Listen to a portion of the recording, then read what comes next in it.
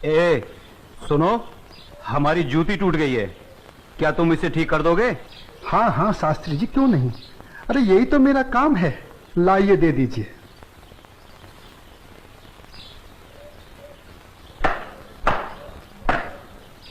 लीजिए शास्त्री जी, आपकी जूती ठीक हो गई। कितने पैसे हुए? जो मन करे दे दीजिए।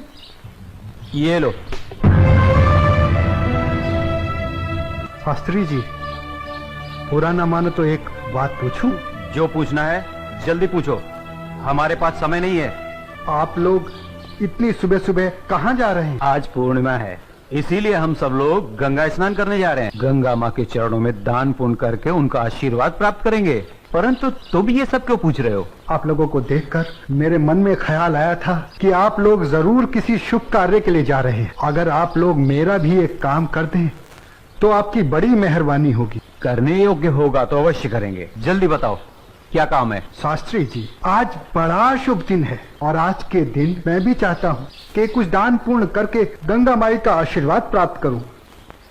शास्त्री जी, मेरी तरफ से ये दमड़ी गंगा माई को अर्पण कर दें तो आपकी बड़ी मेहरबानी होगी। ठीक है, दे देंगे। लाओ। ये क्या बात कर रहे हैं? ज्ञानी होकर अज्ञानी जैसा काम करते हैं। क्यों, क्या हुआ? राम राम, आंखें होते हुए भी अंधों जैसी बात कर रहे हैं। ये छोटी जाति से है, अगर इसकी छुई हुई दमड़ी आपने छू ली तो आप भी अपवित्र हो जाएंगे। गंगा जी में डुबकी लगाने के बाद भी पवित्र नहीं हो पाएंगे। राम राम राम राम। हाँ, तुम ठीक कह रहे हो। सुनो, तुम अपनी दमड़ी इस पत्थर पर रख दो। जैसी आपकी आज्ञा।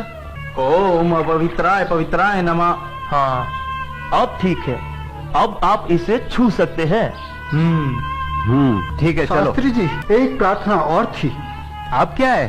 शास्त्री जी, अगर गंगा माई स्वयं हाथ बढ़ाकर मेरी ये भेंट स्वीकार करें तभी दीजिएगा, अन्यथा मत दीजिएगा। अगर स्वीकार करें तो बोल दीजिएगा ये तेरे भक्त रविदास ने भेजी है। ठीक है भाई, हम ऐसा ही कर देंगे।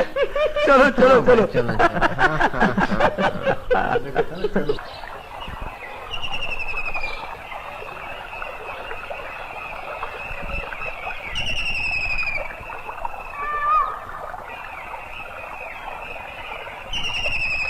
जय हो गंगा मैया की।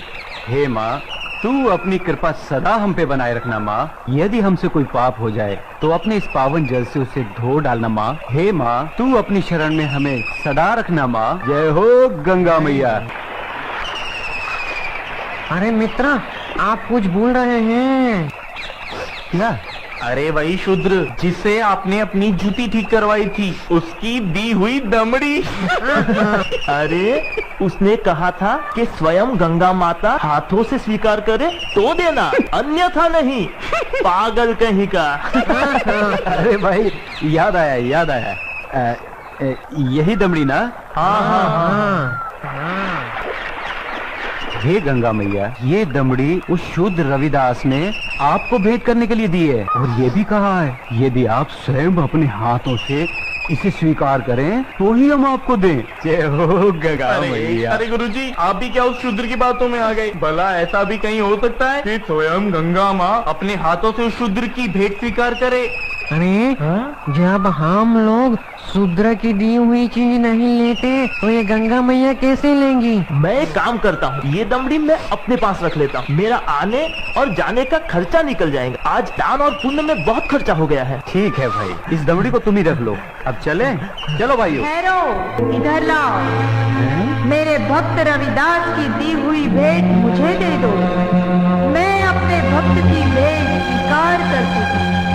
मैं अपने भक्त की भक्ति से बहुत प्रसन्न हूँ। लाओ, वो दमड़ी मुझे दे दो।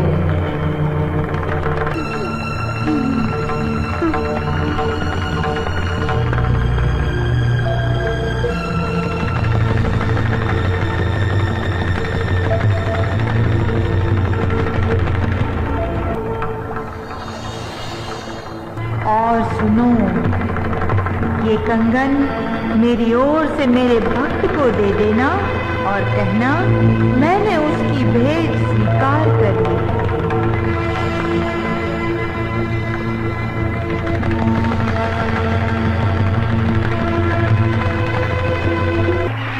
चलो भाई, चलो यहाँ से जल्दी चलो।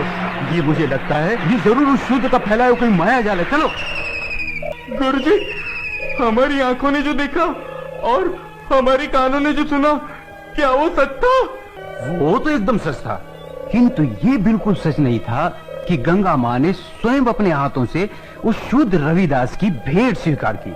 और मुझे तो लगता है ये शूद्र रविदास कोई बहुत बड़ा मायावी है। हाँ, मुझे भी यही लगता है। मैं अपनी आंखों और कानों पर अभी तक विश्वास नहीं कर पा रहा हूँ। परंतु एक बात मेरी समझ में नहीं आ रही कि इस तरह के मायावी चमत्कार दिखाकर उस शूद्र रविदास को क्या प्राप्त हुआ। प्रसिद्धि, हाँ हाँ प्रसिद्धि। वो यही चाहता है कि हम उसके इस माया जल को चमत्कार समझें।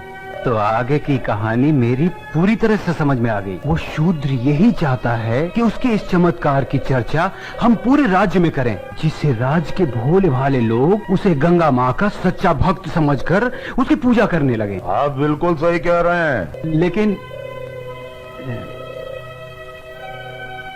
इस कंगन का क्या करें? अरे करना क्या है, दे देते हो शूद्र को।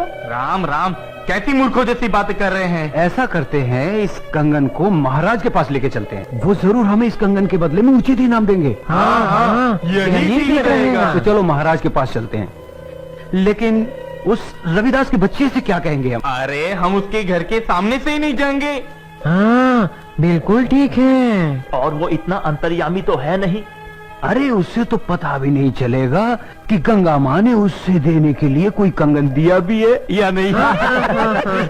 और देखो, ये कंगन गंगा माँ ने स्वयं अपने हाथों से हमें दिया है, इसलिए इस कंगन पर सिर्फ और सिर्फ हमारा अधिकार है। तो चलिए, ये तय हुआ कि कल हम सब महाराज के पास चलते हैं। और कल हम सब लोग डी बाबा वाले पेड़ के नीचे मिलते हैं। जय हो डी बाबा की।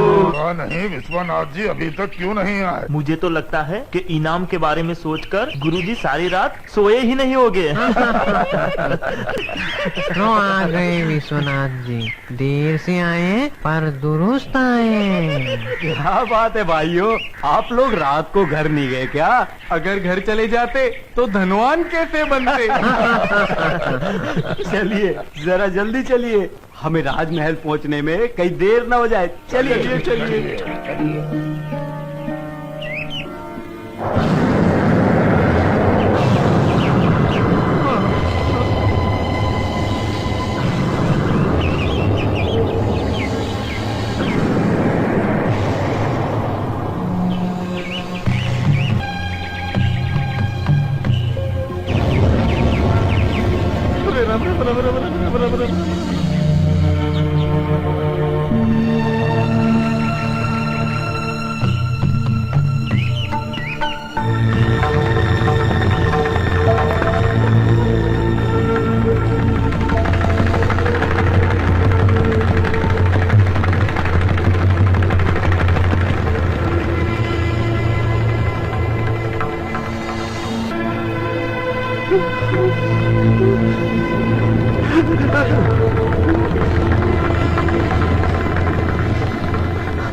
अब ये कौन सी माया है शूद्र रविदास की? गुरुजी, इस पर ध्यान मत दीजिए, पतली गली पकड़िए और निकल लीजिए। हाँ हाँ, चलो, शाही बाग तक तो आ गए। गुरुजी, आप ये बार बार पीछे मुड़कर क्या देख रहे हैं? कुछ नहीं। मैं तो देख रहा था अपने वो गुरु हरिशंकर जी कहाँ रह गए। लगता है वो डर गए और घर गए। डरपोक कहीं का। चलो महाराज से मिलते हैं। अरे भाई